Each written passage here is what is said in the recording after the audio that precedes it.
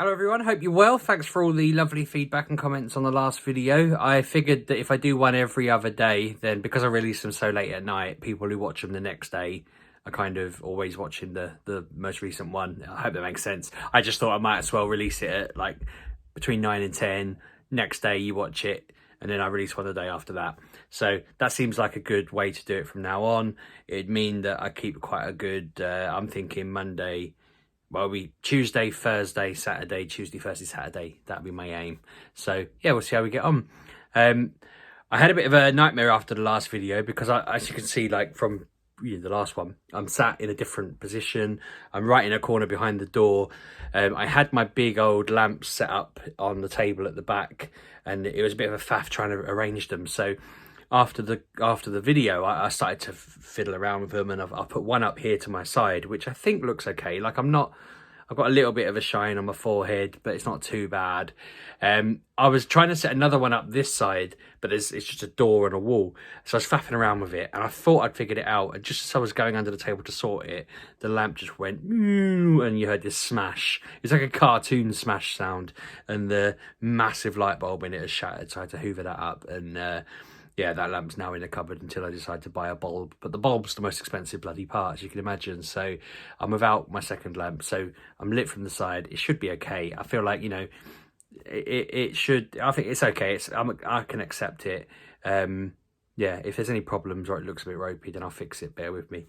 So title of the video. I don't know exactly how I'm going to word it because I title them afterwards. But I have had a very busy week desperately trying to put myself in the mind and state of mind of Sheepdog from 2013, basically.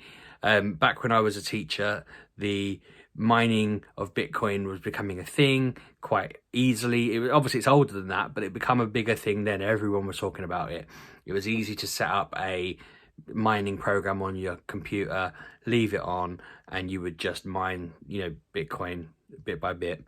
I was in all these forums, I was in all these softwares, I was using all this stuff to basically use my graphics card power to just chip away through this stuff, through these algorithms, and try and uncover a Bitcoin. Now, like most people at the time, I didn't take it very seriously. I just thought it's a thing that people are talking about. I think they were worth something like 30 quid then, maybe 300 quid. I remember teaching my students about it. Look at this thing called Bitcoin. It's about solving computer algorithm problems with algorithms and blockchain, and comparing data across various sites to make sure that they're right, and all of this stuff. It's complicated stuff. There's lots of different use cases for it, but essentially this is the future. This is currency. We're seeing the birth of it, and it's very volatile. It can go from like worth $3 to worth $300 to worth $50, like that. We had it up in a lesson once, and the kid was just alerting me that it had dropped like 50% and then gone up 25% or whatever nonsense. So it was an exciting time, and I had this mining thing running on my computer, just chipping away, and I'd keep an eye on it. And I'm like 75% sure that I had at one point 0.4 coins. I have it vividly in my head. I said to Claire, it's either 0.4 or it's 0.04, but I'm pretty sure it was 0.4. And she was like, well, how much is that worth? And I said, well, a Bitcoin right now, this was the other day, is $44,000. It's now 48,000. And she was like, so you've got nearly 20 grand just sat on a hard drive somewhere. And I said, yeah, probably in the garage. And she was like, and why haven't you gone and sorted it out? And I said, because I can't bother to go in the garage. And she was like, right, well, you need to go in the garage. And I was like, I know I do, but I'm kind of worried about how hard it's going to be to find it and the amount of effort I'm going to have to put into finding it. And I'm probably not going to find it. And then when I inevitably find it and it's worth 0.04, and it's, well, to be fair, we worked out that's still nearly, so it's over $1,000, so that's still worth it. I was like, yeah, when I'll figure out that it's fractions of a coin, and I'm going to feel a bit of a plonker. So she was just like, no, just look for it. At least it's peace of mind. Do it. So I invested in one of these, which is a hard drive little dock thing.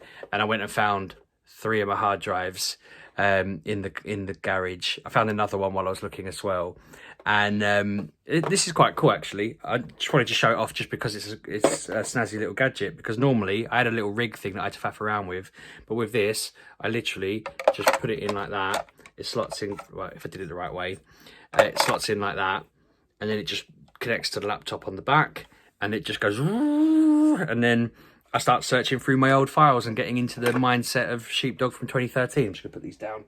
I don't know if I should put hard drives on the floor. That doesn't seem appropriate. But then do I want to put it near this wet plant? This is all going terribly wrong. I'm going to do that. I'm going to put them there. Hopefully I don't knock them down. So from Monday, I've spent the entire week in the evenings after the vlog the other day and while the football was on, just painstakingly going through these bloody hard drives. I've got a 4th one over there that I went through the first day.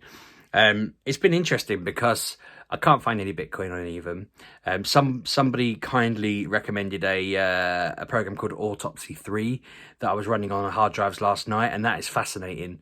That finds everything I've ever deleted off the hard drive that can be recovered, or at least seen.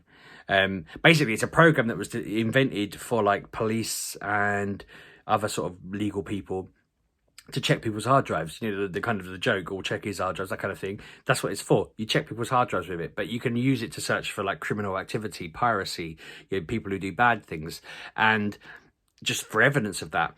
Or if you were an employer, you could use it to kind of check through and see whether, I don't know, I've been emailing company secrets or whatever. So it has all these buttons I can click where it shows me any email addresses that are on that hard drive. So I had a quick look at that. I just thought, oh, any email addresses that I've, you know, forgotten or whatever. Especially if they're my old email addresses that I've forgotten I had or something stupid like that. It showed me all sorts of activity, basically. And yeah, all good, all legal, which is nice to know. I didn't have anything running in because sometimes you can have things that run, I don't know, like, funnily enough, one of the big things we work with in cybersecurity is people hacking devices to run Bitcoin mining stuff. So I kind of figured it might show up, but it didn't, which was annoying. But yeah, nothing bad on there in that regard. Not that I was expecting anything to be, because I haven't committed any crimes. But yeah, it's just fun. I'm just looking through I found a blog post I'd written about my stag do for one of the funny stories. The bloke who owned the hostel we stayed in come bursting into our room to tell us to be quiet. And I said that there was someone underneath our bed who wouldn't leave us alone. And he stood there shouting at the bottom of the bed and nothing was happening. And I'm going, there's definitely someone there. And then after he said, if you don't come out, I'm throwing the whole party out, one of my mates crawled out through this tiny little hole and said, but I've been as quiet as a mouse. And he just went scuttling off in the night. And I reading that back, I'd completely forgotten about that, so it was quite fun. I found conversations I'd had with people on like messenger stuff that had turned into a bit of an argument, and it had logged it in a text file. I don't remember saving that, but it had logged it in a text file with some other ones that were just boring, trivial stuff. And I thought that was interesting that it had brought that up. Because yeah, I'd again forgotten it. But yeah, I'm just going through it now, just finding any hint. I've got to look for either a recovery code or a password, or just even some mention of the bloody program I used, so that I could at least start tracking down the website I was on. I remember I was on a mining forum, but they've all shut down now. There are no mining forums that were around then. I did find one, but it said like my account had been like deleted in a big sort of freeze, but I wouldn't have had my code on there or anything like that. You know, that would have been mad. So I'm basically a bit frustrated because essentially what I've done, I mean, I said to Claire, I was like, okay, I can't be too downbeat, because what I'm basically sat here going is, look, all I want is to find a code that will just hand me 20 grand for doing nothing. And that is, I said, is that unreasonable? And I, like, jokingly, so that's not unreasonable, is it? And she was kind of like, yeah, I see where you're coming from. You basically just, you had this code 7, 8, 9 years ago ish. I can't even do the maths there. A long time ago. I did nothing for it except rinse my electricity bill a little bit, I suppose, leaving it on overnight. Forgot about it, and now I can't find it, and that's just a big bum, because it would have been nice. But if I'd known where it was, if I'd have known where it was 5 years ago, I'd have cashed it in at 3 grand. If I'd known where it was at 10 grand, I'd have cashed it in. So let's face it, I'm just trying to cash it in now because it's a big number. And if I ever find it, who knows what the number will be at, but I don't know whether there's like a 5th hard drive somewhere that I've forgotten about. My one worry is I had a hard drive die, and I ended up following every trick on the internet to try and get it working. So I stuck it in the freezer. I was doing all sorts. I think it's one of these three that I put up here, actually, because I remember putting it in a cupboard and thinking, I'll get you one day. And it worked. Putting it in that dock worked. Like, I went out on Tuesday. A friend of mine said they had, no, it was Monday, sorry. They said they had a machine I could hook it up to. So I rushed across town. They left it outside the house. I picked it up. I went home. I put it on, and all of the discs failed. And it was like, okay, this doesn't work. I've ruined these discs. But I'd already ordered the red thing I showed you. So I thought, right, I'll still try that. And when I tried that, they all read instantly. So whatever he lent me was just broken. Bless him. He was like, oh, he's about 10 years old. So, okay, thanks for that. But it's just mad, isn't it? I feel like it would have been obviously it would have been great to come on here and go, guess what? I just found 20 grand. Well, happy days, But it's too good to be true, isn't it? At this point, stuff like that doesn't happen to people, and it's not happened to me. So I'm a bit gutted. That is the main thing that I've been doing, really. It's just hammering away at that. I've had everyone's suddenly gone crazy with shares, like buying shares in companies and stuff like that. And so I had several people at once asking me to sign up to different companies, different apps that you could buy shares on. I'm not going to go into some hard sell on anything like that, because I don't think that's appropriate to be, telling people. Basically, a friend of mine was like, if I refer you, I get a share and you get a share. So we both get a share if you just put it like £1 on it. And I was like, okay. So they sent me the link, and I signed up to it, and I was looking through it. It's interesting just seeing what companies have bounced back since COVID hit, because I thought I was trying to explain it to Claire. I was like, we all know that in March last year, every single company just lost value pretty much, unless they were selling toilet paper and stuff like that. And like cinemas, for example, Cineworld, they're not in a great way, but their shares are worth $2 in January, and they're worth 75 cents now. And I said to Claire, I've only put like a £5 into it, but I was like, I'm going to just buy Cineworld shares, because if we finish lockdown in a month's time and the COVID vaccine kicks in, the cinemas are allowed to open, and then suddenly everything's fine. In 3 months' time, they could be worth back to what they were. And I know it's not much money. If I had £1,000 and I was putting that on it, I'd be making thousands. But I was like, if I can turn that £5 into £15 just by it going back to its normal pre-COVID value, that would be quite a decent return on doing nothing. And I just thought my plan is to just keep throwing little bits. Oh, I'll chuck a £5 there, I'll chuck a £10 there, whatever, when I've just got a bit of spare money. And just eventually I'll hopefully have a few winners and see what happens. But I think that's how they get you in it. But everyone I know has been banging on about it all of a sudden. I don't know if I just hit an age where suddenly everyone's starting to worry about the future and stuff like that. But I know I always do. After the last vlog, when I was saying, I don't know what I'm supposed to do, I don't know what I want to do and all of this, I thought what I need to do is come up with a side hustle that I just enjoy doing to keep me busy, as well as the vlogging and the podcast and essentially writing more. But I started doing this course earlier, which was quite interesting in my lunch break. And I was basically, it asks you what your kind of favourite things you do that you could consider work are. So I did that in a circle, and it was like how often you get to do them each day, and then the bigger the gap was, the more you wanted to do them and stuff like that. And it's interesting. It was like, yeah, okay, I can understand this. I think I established basically I want to do more editing. I think I really enjoy that at work. When someone gives me a massive thing they've written and they say, can you edit this? And I read through it and it's just gibberish, and I start editing it into something. When I hand it back to them and they're like, this is actually really good, thank you, that's quite a good feeling. So I thought I might see if I can do some more editing, just to get me back into doing stuff. And then writing my own thing is the real aim. And I'd love to get to the point where I've written something. I've got this vision in my head of finishing a story, getting it all sorted out to be a proper book, edited and all of that stuff, being really happy with it, and then basically just trying to leverage the fact that I've got loads of people I know who do podcasts, vlogging, own websites, interview people, talk about people, and just go around talking about it, pitching it, having someone who's doing a vlog like mine, but they talk to me about the thing I've written, or, being on a podcast, just talking about it and just building some hype and just seeing if it works. Because I just think that's the thing people don't tend to do enough of. And I know enough people that I think would try and help me if in any way they could, and that'd be awesome. So that's something I'm thinking about doing. And I've got a week off coming up at the end of Feb, and I'm thinking if I try and aim to just get nearly finished on the first draft, that'd be a good aim, and then go from there and see what happens.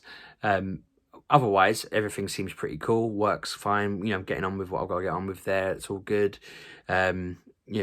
Claire and the kids are fine. They've been very noisy tonight. It's actually nearly 8 and they're supposed to be getting to bed like half an hour ago, but we promised them they could have ice cream and waffles. And then we were like, right, bedtime. And they're like, well, we've been sat here waiting for the waffles. Where are they? And so we've had to give in. I mean, it's like one day till the end of school, but I was like, yeah, that is my fault. I was showing Claire this shares app and trying to get her to pick a share. I wanted to race. I said, let's just start racing each other. We'll just keep buying and selling our one share for a bit and see who can get the furthest with it. And then like alongside that, we'll start doing other stuff. But in the meantime, let's make a game of it. And so we're doing that. Although I don't know what she's buying because I've got the phone at the moment. But yeah, it's been a reasonably decent week, I think, for figuring stuff out. I feel like I got stressed enough the day after the video the other day and around that I've started to be a bit more proactive, even though I am absolutely knackered. I can't wait for the weekend. It's going to be really good, just chilling out and doing nothing. And then next week is Pokemon's big event they're doing, and I'm looking forward to that. It's weird having to play it in lockdown and only being allowed out for an hour, but they've got this big Kanto event where you got to try and catch all 150 Pokemon from the first gen. You don't have to do it in the day, but there's more likelihood you'll succeed on that day. And then if you miss anything, you can do it later. But I paid like a tenner for a ticket to that. I think it was 12 quid. I'm not buying Ollie one. He's not into it enough. And I'll end up playing it twice, which I don't know if I've already said this, but I was kind of like, playing it twice would be fun. But I don't really want to play it twice. So yeah, I hope you're all well. I'm going to wrap up there. I don't want to go too long. But yeah, let me know in the comments how you're getting on. Let me know if you have any ideas of what I could search for finding this bloody Bitcoin. I've tried searching my emails because I thought I might have emailed myself the code. I've tried searching my hard drives. I don't know what else to do. I was seriously sat there thinking, I wonder how much it would cost to have a hypnotist hypnotize me back to 2013 to make me envision the like me saving the file, where I put it, or what the password was. There's supposed to be people out there who can hypnotize like that. If that cost 200 quid, but I could get 20 grand out of it, that'd be a wise investment. I can't think of anything else that I could do other than just typing in 0000000000001 and seeing if that works, and just guessing my code, which would probably get me kicked out of any kind of Bitcoin site. But yeah, all right, that's everything I wanted to talk about. So I hope you're well, and I'll catch up with you on Saturday. I'll see you soon. Cheers.